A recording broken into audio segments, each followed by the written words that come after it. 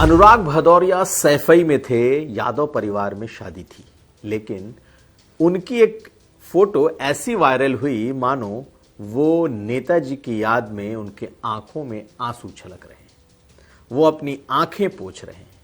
लेकिन शादी के दौरान क्या सचमुच नेताजी को याद किया गया? क्या वो सचमुच रो रहे थे? आखिर इस फोटो की सच्चाई क्या है? चर्चा तो यह है कि नेताजी की चर्चा हुई और अखिलेश यादव के पीछे बैठे उनके आंखों में आंसू आ गए, लेकिन पूरी कहानी हम आपको बताएंगे क्योंकि यह फोटो अब वायरल है। इसके अलावा इसी शादी में अपर्णा यादव ने अखिलेश यादव के पांव छुए, अपर्णा यादव के पति ने भी छुए, पूरे परिवार के पांव छुए। ये तस्वीरें भी दिखाएंगे, लेकिन आखिर योगी सरकार का वो कौन मंत्री है जो यहां पहुंचा और उन्होंने खुद अपनी तस्वीरें शेयर की इस शादी में जाने की, लेकिन उसकी वजह भी क्या है? क्योंकि एकमात्र मंत्री जो वहां दिखाई दिए वो कौन थे? और आखिर में यह भी जानिए कि आज अखिलेश यादव ने फिल्म देखकर 120 बहादुर फिल्म देखने के बाद अहिर रेजिमेंट को लेकर क्या कहा है और एसआईआर पर कैसे सरकार को घेरा है। ये खबरें आज का यूपी में। नमस्कार, मैं हूं कुमार अभिषेक, आप देख रहे हैं यूपी तक। हम हाजिर अपने न्यूज शो आज का यूपी लेकर। तो आज का यूपी में आज हम बात करेंगे सबसे पहले अनुराग भदौरिया की। यूं तो अनुराग भदौरिया अपने एक्टिविटी की वजह से हमेशा चर्चा में होते हैं। वो खुद ऐसे ऐसे वायरल कंटेंट बनाते हैं कि अपने आप उनकी चर्चा सोशल मीडिया पर होती रहती है, नहीं होती है तो वो खुद करा डालते हैं। लेकिन सैफई में जब यादव परिवार में एक शादी है और उस दौरान समाजवादी पार्टी के सभी नेता और कार्यकर्ता पहुंचे हैं, ऐसे में अनुराग भदौरिया कुछ अलग न कर जाएं या उनकी चर्चा न हो, यह हो ही नहीं सकता। वहां पहुंचने वाले तो समाजवादी पार्टी के सैकड़ों हजारों लोग पहुंचे, लेकिन एक तस्वीर ने सबका ध्यान खींच लिया और वो तस्वीर थी अखिलेश यादव के पीछे खड़े अनुराग भदौरिया अपने आंसू पोंछ रहे हैं। पूरी जनता बैठी है, लेकिन अकेले अनुराग भदौरिया हैं जो खड़े हैं और अपने हाथों से अपने आंसू पोंछ रहे हैं। आप इस तस्वीर को देखिए। इसे सोशल मीडिया पर समाजवादी पार्टी से जुड़े हुए कई हैंडल ने शेयर भी किया है और ये लिखा है कि जब नेताजी की चर्चा शुरू हुई और नेताजी की याद आई तो अनुराग भदौरिया की आंखों में आंसू छलक गए। आप इस तस्वीर को देखिए, लग रहा है सचमुच नेताजी की याद में शादी में रो रहे हैं अनुराग भदौरिया। आप इस तस्वीर को देखिए, लेकिन इसके पीछे की वजह क्या है हम बताते हैं। दरअसल जब हमने अनुराग भदौरिया से बात की तो पता चला कि वो रो नहीं रहे, वो हंस रहे हैं। उनका कहना है कि वहां ठहाकों का दौर चल रहा था, सामने स्टेज पर शादी का कार्यक्रम था और स्टेज के सामने ये तमाम नेता बैठे हैं, जिसमें आप देखें तो अखिलेश यादव बैठे हैं, उनकी दाहिने तरफ राम गोपाल यादव बैठे हैं, पूरे परिवार और बड़े जो सीनियर और चर्चित चेहरे हैं समाजवादी पार्टी के, वो सब इस भीड़ में दिखाई दे रहे हैं। लेकिन अचानक जब ये तस्वीर आई उनकी रोती हुई, उसके बाद से ये वायरल हो गया। अब अनुराग भदौरिया ने कहा है कि नहीं, रो नहीं रहा था मैं। दरअसल वो कुछ ऐसा मोमेंट था कि ठहाकों का दौर चल रहा था और नेताजी की तो चर्चा भी नहीं हो रही थी वहां। उनका कहना है कि कुछ ठहाकों का दौर था और अचानक खड़ा हुआ और कुछ उस मोमेंट में वो ऐसा क्लिक हुआ मानो हंस रहे हैं। आप दो अलग अलग तस्वीरों को देखिए। इसमें उनके पीछे बैठे हुए सपा के नेता हंस रहे हैं, मुस्कुरा रहे हैं, गपशप हो रही है और उनका दावा है कि वो रो नहीं रहे, बल्कि वहां पर हंसी का माहौल था।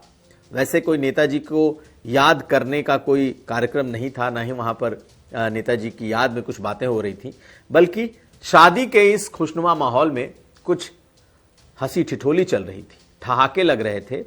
और तभी वो खड़े होते हैं और अचानक से वो अपनी आंखों को पोंछते हैं, क्योंकि शायद हंसते हंसते उनकी आंखों में आंसू आए होंगे और वही फोटो, वही मोमेंट क्लिक होता है और वो फिर वायरल हो जाता है।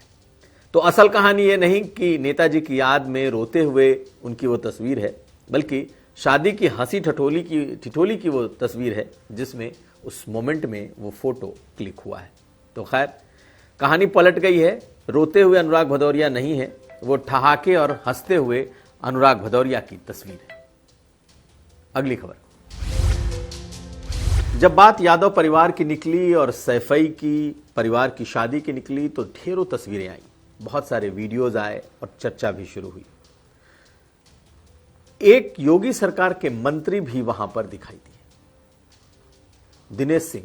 दिनेश प्रताप सिंह, जो कि रायबरेली से एमएलसी हैं और योगी सरकार में पावरफुल मंत्री हैं। और न सिर्फ वो वहां दिखाई दिए बल्कि अखिलेश यादव ने उनका परिचय भी बाकायदा उस वहां पर मौजूद लोगों से कराया कि ये देखिए, ये मंत्री जी हैं, हम शादी में आए हैं। और इस वीडियो को, इस फोटो को खुद दिनेश प्रताप सिंह ने शेयर भी किया है और उन्होंने लिखा भी है कि मैं उस शादी में शरीक हुआ, शामिल हुआ। तो ये तस्वीर ये दिखाती है कि निजी रिश्ते अलग होते हैं और सियासी रिश्ते अलग। लेकिन चर्चा इसलिए क्योंकि योगी कैबिनेट के वो एकमात्र ऐसे मंत्री हैं जो इस शादी में दिखाई दिए। तो क्या सभी को बुलावा था या फिर सिर्फ दिनेश प्रताप सिंह को बुलाया गया था? यूं तो सियासत में चर्चा चलती रहती है, पहले सपा से इनके संबंध रहे, कांग्रेस में रहे, भाजपा में आए।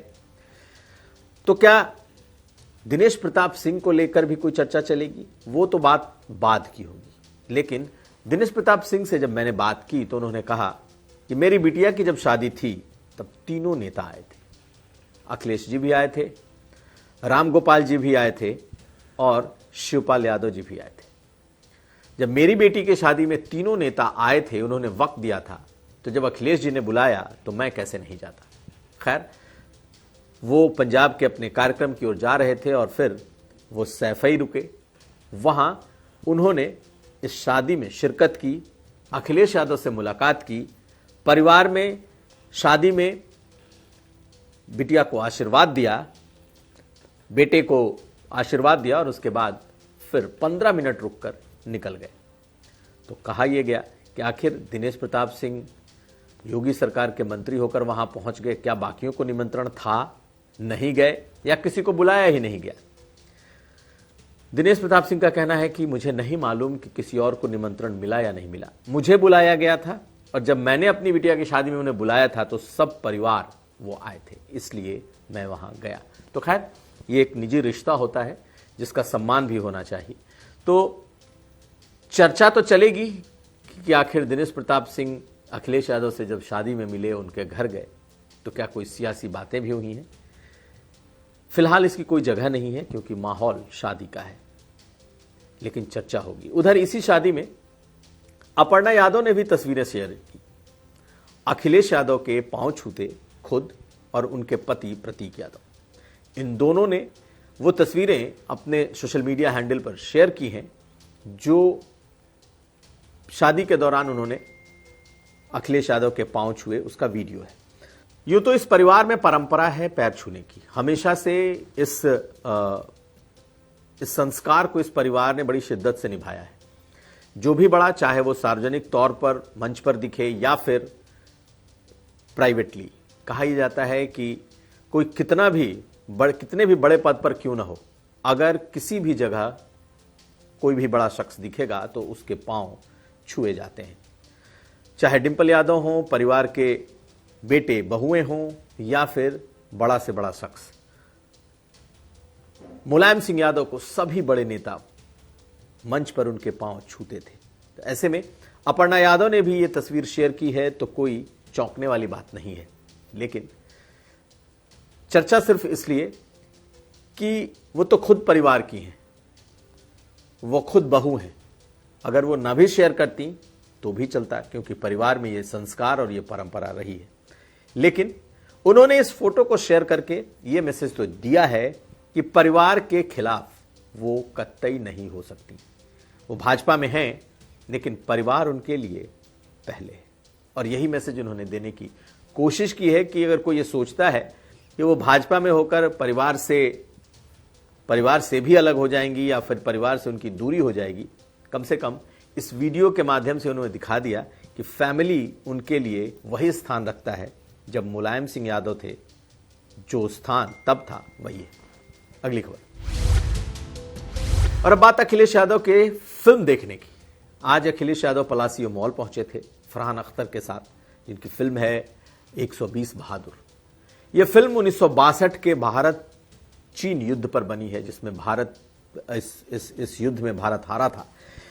कहते हैं कि भारत इस युद्ध को तो हारा, लेकिन सेनाओं ने ये युद्ध जीता था। अपने बहादुरी से उन्होंने दिखाया था कि बिना संसाधन के भी कैसे युद्ध में मुकाबला किया जा सकता है।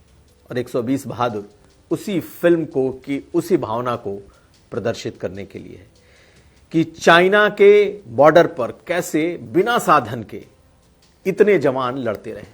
लेकिन इस फिल्म के माध्यम से आखिर अखिलेश यादव ने कहा क्या? फिल्म देखी और उसके बाद चर्चा निकल आई फिर आहिर रेजिमेंट की, और अखिलेश यादव ने कहा कि आहिर रेजिमेंट होना चाहिए। जातियों के नाम पर पहले भी बने हैं, और यह ऐसी कौम है जिसने बलिदान दिया है। यह ऐसी कौम है जो कि जिसका सेना में बड़ा योगदान है, और इस जाति, इस बिरादरी की बड़ी तादाद सेना में आज भी देश की सेवा कर रही है। इसलिए ये बनना चाहिए। और पूर्वांचल में तो आहिर रेजिमेंट एक बड़ा मुद्दा भी है। यही बात निरहुआ लगातार अपने कैंपेन में कहते रहे, दिनेश लाल निरहुआ, कि मैं आहिर रेजिमेंट बनाऊंगा। खैर, अखिलेश यादव ने इस पर क्या कहा आहिर रेजिमेंट को लेकर, वो सुनिए। भाई, मैं तो बहुत दिनों से मांग रहा हूँ, ये जो गुजरात के अहीर हैं, हरियाणा के अहीर हैं और राजस्थान के अहीर भाई लोगों से हमारा निवेदन है कि अगर हम अहीर रेजिमेंट मांगते हैं तो गुजरात में हमारा पुतला फूंकते हैं। अब आप बताओ ना, तुम मांग रहे हो ना अहीर रेजिमेंट, हमें खुशी है कि अगर हमारे साथी अहीर रेजिमेंट मांग रहे हैं। पहली इकलौती पॉलिटिकल पार्टी है जिसने अपने मैनिफेस्टो में ये लिखा कि अहीर रेजिमेंट होनी चाहिए। और हम तो ये कहते हैं जितनी भी रेजिमेंट जिन जिन नाम से मांगी जा रही हैं उन सबको बनाया जाए। इसलिए बनाया जाए कि हमारे नौजवान बड़े पैमाने पर वर्दी पहन कर के देश की सेवा करना चाहते हैं, भारत माँ की रक्षा करना चाहते हैं। इसलिए ज़्यादा से ज़्यादा फौज की भर्ती हो, ज़्यादा से ज़्यादा रेजिमेंट बने। और मैं इस मौके पर फरहान अख्तर जी को बधाई दूंगा, उनकी पूरी टीम को बधाई दूंगा। और आखिर में बात उसी एसआईआर की जिसकी अब मुखालफत पूरे देश में विपक्ष ने शुरू कर दिया है। ममता बनर्जी ने तो एक तरीके से पूरा मोर्चा खोल दिया है। आज अखिलेश यादव ने भी जमकर अपनी भड़ास निकाली है। अखिलेश यादव का कहना है कि एसआईआर के माध्यम से सिर्फ घुसपैठियों के बहाने बड़ी तादाद में लोगों के और अल्पसंख्यकों के नाम काटने की तैयारी हो रही है, उनके वोट बैंक को काटने की यह तैयारी है। अखिलेश यादव ने और समाजवादी पार्टी ने चुनाव आयोग को पत्र लिखा है और पत्र लिखकर एसआईआर पर अपनी चिंताएं जताई। सुन लीजिए अखिलेश यादव। एसआईआर के बहाने करोड़ों लोगों को वंचित करना चाहते हैं, करोड़ों लोगों को वोट के अधिकार से दूर रखना चाहते हैं। तो जो भारतीय जनता पार्टी संविधान बना रही है और जो आज संविधान दिवस के दिन बड़े बड़े भाषण दे रहे हैं, उन्हें कम से कम ये निश्चित करना चाहिए कि उत्तर प्रदेश सबसे बड़ा प्रदेश है।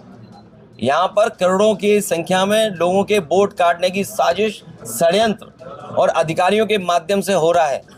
अधिकारी जो लगाए गए हैं वो सोच समझ करके लगाए गए हैं, जाति के आधार पर लगाए गए हैं। ये बात मैं इतनी जिम्मेदारी के साथ कह रहा हूँ। तो ये था आज का यूपी। हम कल फिर हाजिर होंगे। आप हमें दीजिए इजाजत। देखते रहिए यूपी तक।